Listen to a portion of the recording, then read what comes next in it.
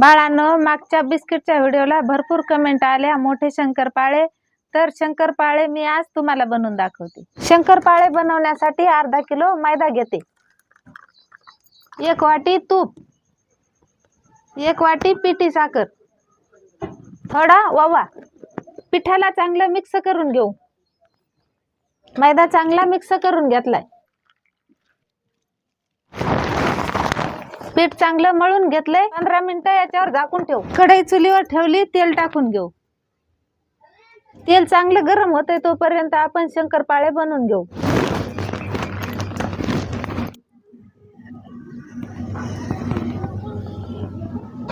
तेल चांगलं गरम झालंय, त्याच्यामध्ये शंकरपाळे तळून घेऊ।